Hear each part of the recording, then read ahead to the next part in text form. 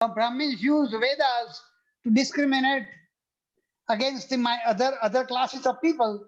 Mhm. Most of the Christian churches use Bible to justify slavery and segregation. They quoted some of the verses about slavery where it is stated something like this, is that you the servants be obedient to your father because to your owner, because owner represents God or something like that. So what they taught the slaves is that your primary job is, look at the Bible. Bible says you slaves, you are supposed to follow your master, because master is the one that is directly representing God. So they use the biblical verses to justify slavery and second class citizen of minority population. So as long as Democratic Party supported that, they voted for him, for Democratic Party. But once Democratic Party changed the tune, all of them became Republican. So just like Brahmins use Vedas to discriminate, these guys use Bible to justify everything that they were doing. આ ટેક્સાસનું તું શું કે છે એ પહેલા Democrat હતું All the southern The states, southern states. all the southern states of called Confederacy states were predominantly Democratic stronghold until 1965. For 100 years, from Civil War, which happened in 1861 to 1865 to 1965, for 100 years, for Republicans to win in South was impossible, because all the white population was Democrat, and the reason they were Democrat because Democrats supported slavery, and slavery was abolished. Segregation, segregation means all minority black people are supposed to be second class citizen. They have no rights. Democratic Party supported that for 100 years. Once Democratic Party changed the tune when LBJ became president, it changed up, it became upside down. So Republicans dominate now, because Republicans essentially repeat the same thing that Democrats were doing, except that they say it a little bit in a lower tone. Of course, Trump started back to what Democrats were doing 50, 60 years ago. So you get the point. Why South is predominantly Republican is because of this. All right, let's move on. Roots of slavery in Christianity. Slavery was practiced in ancient Middle Eastern society like Egypt and Babylon, Greek, and all those places. So this is just a few sentences that I mentioned. Noah condemns Canaan, the son of Ham, to a perpetual servitude. Cursed be Canaan, the lowest of slaves will be to his brother. This episode has been used to justify racialized slavery, since Christians and even some Muslims eventually identified Ham's descendant as black Africans. So there was an entity long time ago called Ham. So blacks were considered, Ham was a slave. So blacks were considered to be descendant of their. So now, because they are descendant of the slave, essentially you are slave. That's how they were justifying. This is all biblical stuff. આપણે પુરાણોમાં લખ્યું હોય ને કેવું બધું હોય, same kind of stuff, But they use some of this to rationalize why slavery is justified, because that's what Bible taught. This reading of book of Genesis started in medieval time, and I'm not going to read, but you get the point. So this is coming from historical perspective, why slavery and segregation were justified in the under Christianity. There were scientific theories which were produced, which says if you have a facial structure like this, you must be a descendant of Ham, and Ham was the original slave. So all the blacks and all the minorities were given the explanation is that because you are destined to be slave, and that's your job, to serve your master, and the master is the white man who controls the wealth, basically. Slavery and another thing, I don't know whether you saw the story today. Church, the Pope said homosexual marriage not allowed. That's what Pope said today. So why there is always the argument about homosexuality and the LGBTQ argument, because the Bible has some of the sentences they are using that. Just let me read something that might be useful. Slaves, obey your earthly masters with the fear and trembling. This is Bible. One of the Bible. Tell slaves to be submissive to their masters, to give them the satisfaction in every respect. You shall not lie with a male as with a woman. It is an abomination. So this is about homosexuality. So many of these things are being used to justify segregation, slavery, and argument against homosexuality.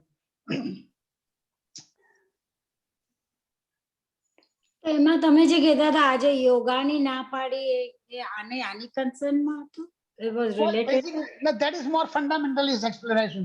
Basically, because it's coming from Hindu religion, that is a blot on Christianity. If you accept what Hinduism says, that is not acceptable to Christianity. So basically, fundamentalism, call it that way. Fanaticism to a point is that if it is not in Bible, it cannot be right. But that is only that school, right? No, that is a state. State. Yeah. Yeah. All right. Did Christ support slavery? Now that is not clear. He talked about sin, but he never ever talked about slavery. So he accepted slavery in those days because he was a product of that society. He did not utter a word about slavery based on known evidence. Many Christians argued that his silence is indication of his support. He must have supported it. Now the problem is this. See, it is impossible for someone to rise beyond what they are. Let me give you an example of what I'm talking. Mahatma Gandhi, originally when he was in 20s and 30s, he often talked about black Africans in South Africa in a derogatory manner. He called them Kafir. Rajan bhai, sorry, I have to go. Oh, you have to go. Okay. Okay. અહીંયા kids આવી ગયા ને હવે મારું ધ્યાન નહીં રહે. That's fine. Yeah. Okay, sorry. Okay. I will just- Seeing you. So Mahatma Gandhi talked about black Africans in South Africa as kafir. Kafir is a derogatory word, Yeah. to describe African Americans, South Africans. So he often talked in the same language. He actually, over the period of time, he came to realize what he was saying was not right. But so it is possible, and same thing, the guy who wrote All Men Are Created Equal, Jefferson, he actually had more than 150 slaves. So the guy who wrote the sentence, all men are created equal, knew fully well he's talking about all white male are created equal. And not only that, in those days, women didn't have right either. So when he said all men, he actually meant men only, not women. Now, this is 250 years ago, 230, 40 years ago. So he was a product of that society. So it is not easy to argue many centuries later or many thousand years later about what he may have said or not said. But the point is that he never explicitly condemned slavery. He never talked about it, at least not that we know. So many Christians will say he must have supported it, otherwise I would have said something about it. That's the argument. Apostle Paul appears to have said something nice about slaves, but what he said is that be gentle with the slaves, don't torture them. So he basically said, be a little bit nice. Anyway, Christianity and Judaism, I already covered most of the stuff that is written here, so I'm not going to go in detail. Judaism does not accept God in the human form because Christ is supposedly a human form not either a divine person born as a human or a human with divinity. So for them, any human cannot be God. So that is the idea why they will reject Christ as a Godhead. I already talked about Syrian church and British and all those things, which basically talks about, in India, there are three groups of Christians. One is original Christians that came from Syria. Second is Portuguese influence in Goa and Kerala, which is Catholic. And third is the British Protestant, Anglican. So these are the versions of Christians in India. And apparently the population is about 3% of India. So key points. They believe in exclusivity. That means if you are not us, you are condemned to hell. And God only reveals through Christ, nobody else. So if you don't listen to Christ, you go to hell. It's conclusionary. That means whatever Bible says was final. You cannot modify it anymore. Separatability. And basically that you cannot be both. You cannot be Christian and also follow Hinduism. Either you are Hindu or a Christian, but you cannot follow both. So the idea of Bible, Alabama is this, is that if you are a Christian, you cannot follow anything the Hinduism says. Simple as that. There is one and only one. When Christ is the only one, they mean is that no one else. When they talk about uniqueness, that means it is so unique that nobody else cannot be same. આપણે કહીએ કે Pratap is unique in singing. It doesn't mean nobody else can sing. Others can sing, they go too. But what they mean is Pratap is unique in singing is nobody can sing as good as Pratap. Simple as that. So No, I કહીએ can't. છે અમે એવું જ કહીએ છે I cannot sing. અમે તો એવું જ કહીએ છે કે કોઈ જેવું પ્રતાપ જેવું કોઈ તો પ્રતાપ શેમાં માને છે એટલે તમે બધા એમાં જ ફોલો થઈ ગયા તમે તમે ક્રિશ્ચિયન થઈ ગયા એટલે basically So You are basically Christian. I'm bending towards Christianity now. At least there is a chance to go to heaven. કલરને લીધે દરબારમાં મળીશું last version, proselytization. Basically, જે they પણ છે believe in એના જ conversion. છે.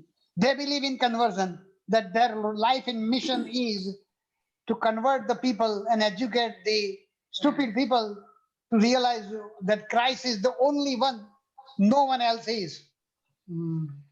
So that is that. Lord Krishna also says something like this in Gita, and I'm trying to quote. The one who knows me, who believes in me, and I am not lost to him. When he talks about me, he doesn't necessarily mean me means me only. God. Me means Godhead. Right. These people, when Christ says that nobody can go to Father in heaven except through me, they literally mean me Christ. means Christ only. આપણે ગીતામાં વાંચીએ તો when he talks about me, Krishna, we'll interpret in a way me means Godhead or the divine principle, not necessarily man named Krishna. Yeah. But they don't. Most of the fundamentalist Christians will read that sentence will mean me means only Christ, no one else. That's the difference. So key things to remember: sin, surrender, salvation, and resurrection. We are product of sin, which is not so in Vedanta. We are divine, we don't know that we are. You must surrender, which is similar to Vaishnavism. Salvation can only happen if you surrender, and Christ will come and pick you. And resurrection, that means you will be resurrected in the human form in heaven, just like Christ was resurrected. We already talked about Trinity, we already talked about that. So this is the relationship: God, the Father, the Holy Spirit, and the Son. So you can see the triangle kind of mix and match.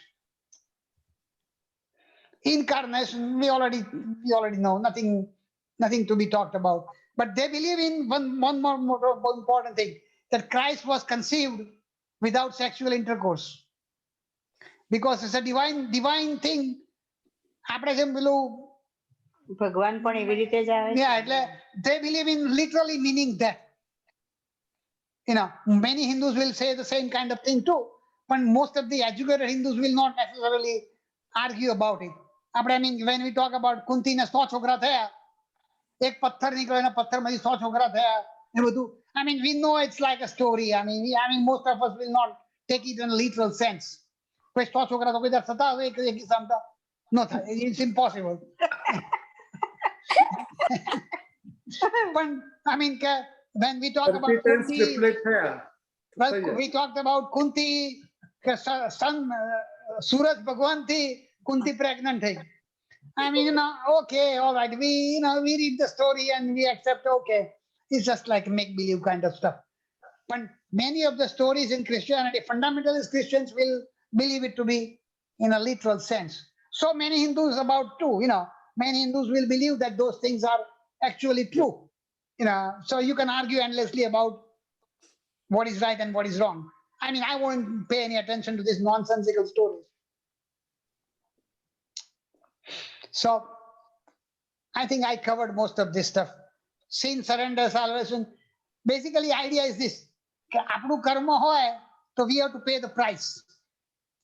But in Christianity, of course, Vaishnavism does say that Krishna Bhagavan apnu maaf kari de badhu. Like Christianity strongly believes that Jesus Christ will do all this maafi stuff. If you surrender yourself, everything is maaf. But most of the Hindu tradition will say everybody has to pay the price of their own action, except that God may try to commute your sentence. Vaishnavism will say God may come and pardon you. But God himself has to pay the price. Krishna Bhagavan himself has to pay the price of his own and be killed by Parthi. Parthi. So that's the idea basically. Principles of Protestant, sola Dei, sola scriptura, basically it's a direct revelation, scripture only, faith alone. I think I'll just keep that. That's fine. Eucharist is the process by which, idea is this, કે ભાઈ તમે ચર્ચમાં જાઓ, ખબર ઇન્ડિયામાં તમે જોયો તો પતાસા આપે, પતાસા. Yeah. ઇન્ડિયામાં પતાસા આપે, બીજે બધે બ્રેડ આપે, અને બ્રેડ આપે ને વાઇન આપે. The idea is કે ભાઈ it is a manifestation of Christ's blood.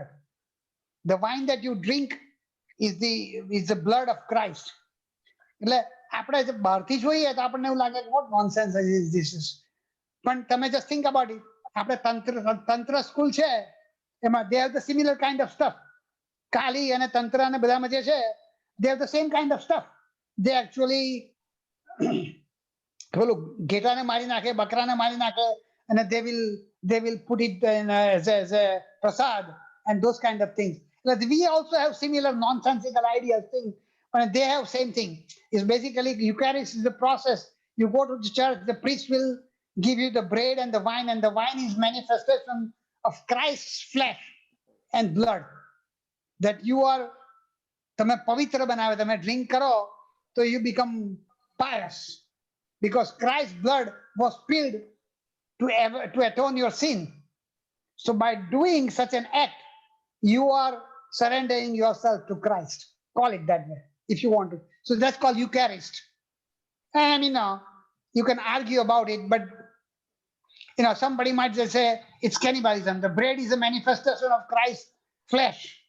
It's a representation of Christ's flesh. So you're eating the bread as if you are eating the Christ's flesh. I mean, but that's what it is. The churches will have that kind of thing. Sermon on the Mount is the one that Gandhiji talked a great deal about. You can see diametrically opposite viewpoint, where Christ is talking in terms of grace and help and trying to ek cheek na bijo cheek, don't avenge for the no eye for eye, that kind of thing. No tooth for tooth. Those kind of things are there in the Sermon on Mount. That's why Gandhiji talked a great deal about many of these things. Mercy for the other people. The story is that only poor people are the one who will be favorite of God. Those kind of things are there in Sermon on Mount. So that's why Gandhiji talked about great deal about that. Do not murder, do not commit adultery, love your thy or love your neighbor, etc., etc. I think I won't read the whole thing about Jesus' Sermon on the Mount. You can read major points I wrote down. Sermon on the Mount. What are the things? And I think we already know what this means. See what normal people will do. So basically, it explains that. The process, the conversion, what they are using is this. This is the Christ sentence. I am the way, the truth, and the life. No one comes to Father except through me. When he talks of except through me, they literally mean me means Christ. But Matthew says something like, go therefore, make disciples of all nations, baptize them in the name of the Father and the Son and the Holy Spirit. So that is the mission that they will be kept on top. With a missionary, this is what they are taught. They are taught to say and do these kind of things. How to convert people. Universalist Church, I mentioned about Mahatma Gandhi and influence of his Universal Church. So these are the teachings of Universal Church. And if you read carefully, many of the things, and by the way, I sent you what Mahatma Gandhi wrote about Christianity. I sent you the article. If you read it, many of the things Mahatma Gandhi has said is directly coming from Universal Church. I'm not going to read all those things. So this is what Mahatma Gandhi wrote. I believe in the principle of the books are inspired. They suffer from the process of double distillation. Firstly, they come from human prophet and through the commentaries of the interpreter. Nothing in them comes directly from God. This is most important. This is what he talked about Gita too. That whatever we say, God never said any of those things. That came directly from the people like you and me. And then it got interpreted by people like you and me. So I don't believe in anything that is directly coming from God, neither in Bible nor in Gita. That's what he says. I cannot surrender my reason while I subscribe to divine revelation. So because Bible says something or because Veda says something, that doesn't mean that's it. That I'm not going to argue. I'm not going to debate about it. I'm going to argue about it too. That's what he says. You can read that. I mean, this stuff that I wrote here is in the article that I wrote. It's basically saying is that if Christ was the Son of God, so we are. That's what he says. That he was nothing unique about it. But then he says, if there was a resurrection, that is just a make-believe thing. That laws of the nature cannot be violated. Basically saying a dead person cannot come back. So those are the things that he is talking about. He says that all this is metaphor.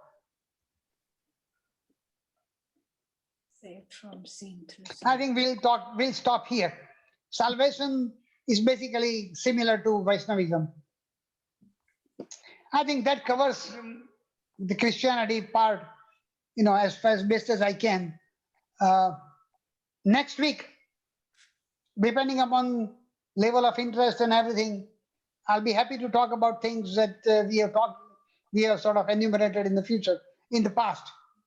I don't know what you guys want, but maybe write down in Hinduism, depending upon how many people are interested, we'll talk about it.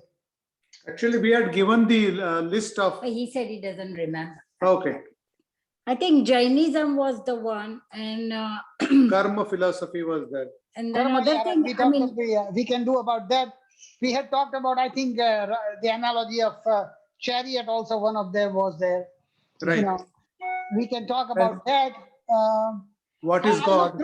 I'll look through our posting and see where we, what things we had sort of commented on, depending upon what Pratap and Dashok we wrote, and if you want to follow, I'll pick up one of those and we'll carry forward. Okay. And one day, maybe not in detail, but I would like to know a little bit about the Sikhism. Oh, Sikh, then I'll have to read it myself too. એટલું બધું ધ્યાનથી વાંચ્યું નથી કે મને પોતાને કે I can talk in a Yeah, but manner. maybe in little, like maybe, and then how somebody said that from Sikhism that Punjabi loko પણ એમાંથી જ આવ્યા, which I don't not necessarily agree, but I've not heard it. So Yeah, maybe a sure. little bit if we can do that too. Just, maybe down the road I'll be happy. I'll have to read it myself as well, as a matter of fact, but so that's fine.